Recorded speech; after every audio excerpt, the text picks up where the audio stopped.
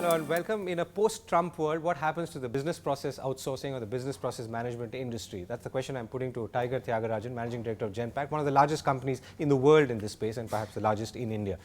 Tiger, thank you very much for speaking with us. So let me ask you a direct question first, because there are fears and there are apprehensions. Is the BPO industry going to collapse because of Trump or the post-Trump world? No, there's no such thing as collapse. Yeah. I think it's one more change that the industry will have to deal with.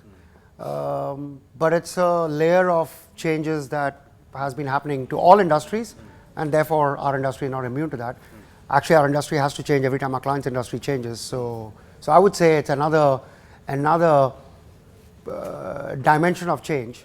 And in some respects, actually, it's a change, and we can talk about it, that I think actually is good for the industry.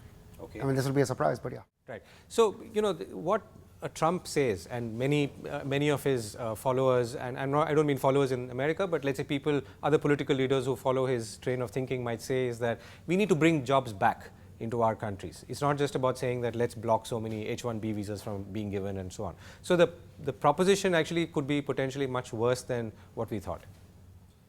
So I would be, so obviously he's saying that. So there's a journey here, and one doesn't know in what form and fashion it will unfold. There's the manufacturing aspect of everything he's talking about, and then there is the services aspect. We are obviously in the services side of the house. I think there are many puts and takes here. I'll start with actually our clients. And irrespective of the industry, I think every client is looking at a slow growth world. I don't think that's changing. And that was there in any case. It was there in any case, so that's going to yeah. continue. Looking at a volatile, uncertain world, there's nothing that's fixed. If anything, that's increasing in volatility. And that's because of consumer preferences? All kinds of things. The cycles of change are faster. By definition, therefore, consumer cycles are faster, business cycles are faster. Technology is disrupting more rapidly than it used to. So therefore, there's no such thing as, you know, I have this customer forever, I have this platform forever. No, it's going to change. So you better be ready for change. The third is commodity prices, foreign exchange. In an interconnected world, the big difference is that when something used to happen in one part of the world, it would take its time to ripple through to other parts of the world. Now with instantaneous information flow, instantaneous way you can trade and you can hedge and you can buy future. But basically, there's no such thing as any part of the world that's insulated. There's one way to insulate parts of the world, which is you completely put barriers, physical, trade, information, protection. You could insulate yourself. Yeah. But there are problems with insulation. We all know that. So our view is that you're in a slow growth, highly volatile, even more uncertain and volatile world. And disruption is a given, driven by digital. You know, business models have to change, everything has to change. And now you have another variable, which is policy changes. Okay, so that's just one more variable. What that is doing is a lot of our clients in every industry are saying, we have to change even more. So if anything, it's actually a catalyst for change. Digital was a big catalyst for change for us. So you can say digital is a problem because it's actually going to disrupt the BPO industry. I would say yes, but it's also a catalyst for change. Even people who didn't want to change have to think about change. I would say the same thing about policy changes. Right. So you said that jobs will actually go up. Not jobs, but you said that business would actually grow. Business change would be driven faster and harder than before. That change creates opportunities. It obviously means some of the existing work will change and get destroyed, but that was going to happen and was happening with digital in any case. So it's a question of can you navigate the different changes and complexities, and I would argue that those who have multiplicity of solutions and various options are the ones who are going to be the ones who are going to thrive in this world. Right. So let's take one illustration. So I don't know, would banking be a good example? You can take any industry. Any of the so I would actually first say that the industry doesn't make as much of a difference as the company in that industry. Okay. Each company in each industry behaves differently depending on their specific situation, their culture, where they are on their journey in digital, what kind of leaders they have, all kinds of things. So I don't know, you'll have to pick one example. Just pick any example. Yeah. So if a bank or an insurance company or a manufacturing company. Or let's take a manufacturing company, maybe because they're more susceptible. So today, at this point of time, so let's say they are catering to a domestic market, which is the US, if they're in the US, and parts of, let's say, Europe, South America, Asia, and so on. So they are a global business. They are a global business today, right? One of the things that they have to think about now is bringing back manufacturing capacity to the US, because there's someone who's telling them to. Whether they do it or not is a different thing. So how does that affect? So maybe today part of their processes, which could be in, let's say, payroll, which could be in accounting, all of that is sitting with you, right? So how does this play out now? Oh, that part is easy. Actually, that's the easiest part. If they decide, underline if, they decide to actually add another manufacturing plant to the US, and as a result, actually, let's say, reduce a manufacturing plant in Mexico. The fact is that when those jobs get created in the US, you still need a whole bunch of services around those jobs. And therefore, anyone who's a partner with that particular enterprise on those services will do more work for them that anyhow they were doing, but now that increases. The work for them that person was doing in Latin America will reduce. Right, but you're assuming here that work, I mean, we're all talking hypothetically, that work will necessarily come to a company like Genpact, because if it's already a relationship, and if you're doing X transactions, you just increase those transactions. So so that's why services is not that easy to put one's hands around. You can put your hand around a factory and around manufacturing. That's a very different discussion. Yeah. So you're saying the reason why things will continue and become in that particular example. In that particular example, or if you were to extend that to, let's say, banking or insurance, is because the relationships are strong, the processes have been handed over to you many years ago, you have a better knowledge of those processes than they do, and therefore... And it's just increase in volume. Yeah. So it's just volume increase. Right. Now you could actually take that discussion in a different direction, which is if actually there is no existing relationship, and if the company is thinking about driving digital transformation, they had many options. So first of all, some companies haven't thought about these things in the past. Then they said, oh, I have to think about digital transformation because my board is asking about it, etc. So then they started getting on the journey of digital transformation. One of the tenets of digital transformation, in our opinion, is that you need to find a way to lean things out, standardize, consolidate, etc., before you can actually bring digital in, because otherwise digital is not going to work. So therefore, they would get onto a journey of, I want to find a way to consolidate, transform, and then bring in digital. And therefore, there would be a sequence they would go through. That sequence would involve a partnership with people like us, where we would then leverage our global delivery centers to actually deliver that consolidation, and then start undertaking a journey of digital. In some cases, in the case of some of these clients, they might actually say, why don't we consolidate that in actually a US footprint? Now, for us, the answer is perfectly fine, because we have 5,000 people in the US in 7 operating centers, and we serve about 100 clients from there. So we just add one more client to that. So what's the big deal? The value proposition for them changes. Their value proposition is no longer just benefit initially from labor cost. It has to come from productivity. It has to come from digital-driven productivity right up front. So therefore, the sequencing might be different. It'll be, can we apply digital first, consolidate and apply digital, so that instead of 300 people, we have 200 people doing this work.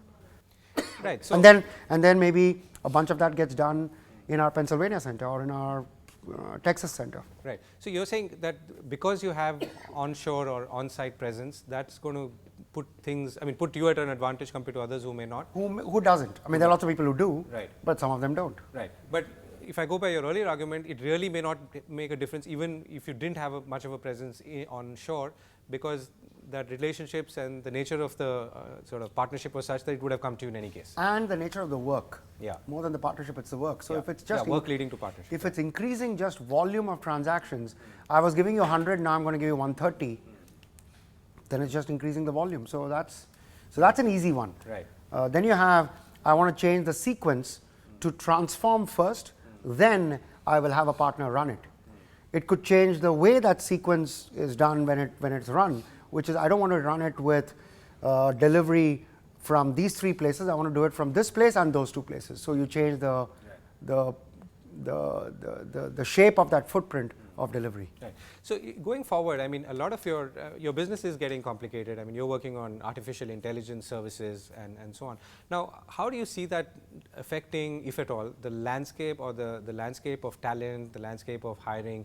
Is that going to change fundamentally? I mean, now lesser number of people, more value? No, that has been a journey actually for us for 11 years. If you look at our graph of revenue per head count, it's been 11 continuous years of increase. And that's been driven by basically 3 things. the easier work was always getting automated. Actually, no. The easier work first was getting lean out and use of Six Sigma to actually reduce the number of people doing stuff. Then it started getting automated, and now it's getting even further disrupted by digital. So that means the easy work reduces and the more complex work increases. The second is that things like analytics and digital type of work require higher level skills, therefore higher price, higher cost, everything is higher. And the third is, as you have global delivery footprints, today about 60% of our overall headcount is in India. 10 years back, that was 80%. That's 70,000, 60% of 70,000? Okay. Yeah. 65% of 75,000, 78,000 is in India. At some point in time, when we started this journey in 2005, 2006, an independent company, that was 80-20, actually 85-15. So today we have 5,000 people delivering services in the US. When we spun off in 2005, we had about 200 people. Significant change. Eastern Europe used to be 400, 500 people. Now it's 5,000 people. So as that changed, the cost per person ratio also changed. And then finally, we have a lot more consulting and design and re-engineering type work that actually our people do. 20% of our business is transformational services, growing at 20% plus. So by definition, when those parts of the business grow faster than the base of a business, so what's your revenue per illustration headcount. of So we don't look at, for example, headcount addition in any given year and plan for it at all. I know that's different from a lot of our competitors in the IT space. We actually have never given guidance and views about our hiring. I mean, I actually have said before, I wish I could grow revenue by 30% with no one to hire. I mean, that's the best position to be in. Right. So when you say transformational services, can you illustrate that? So, one example. So let's take a client in the insurance space who says, I have 2,000 people who do property and casualty insurance work, or let's say auto insurance work. I want to completely change the way they do work. I want to standardize it, simplify it, and then I want to bring digital tools in. Those digital tools will be 5 different technologies: robotic automation. I want to use artificial intelligence, machine learning. I want to make it more visually obvious to people real time. And I actually want to take it out into the field where if you have an accident, then I have the ability in about 30 minutes on the spot to give you an answer as to how much claim I can reimburse you, which means I need mobile enabled platforms to reach to the person. Is this happening somewhere? Oh, experiments are going on. We are doing experiments. Our clients are doing experiments, big time experiments. So all of that requires design thinking workshops, requires complete redesign of processes, end-to-end processes, and a bunch of those things that are classic consulting engagements. And we call it transformational because it changes the way business gets done. And then subsequently, you get to a point where you say, okay, now who do you want to run this thing? Often the client says, okay, why don't you run it for me? Sometimes the client might say, I'll run it, but 80% of the time they actually move the running to us. So it starts with transformational type, consulting type engagements and ends up with, I'll run it for you. Yeah. It might take a year for us to get to running it, sometimes 2 years, but a high probability that actually will end up running things once you get into a actual consulting engagement. Right. So, I mean, from an India talent point of view, so how much of your talent pool today is equipped to take on these transformational services, as you call them? So the reality is that, I mean, you can always hire people who are equipped, but that's not the long-term sustainable institution building model. We come from a school of thought that teaching and training people on a journey where actually they become better and cleverer at doing these types of things is the way you build institutions.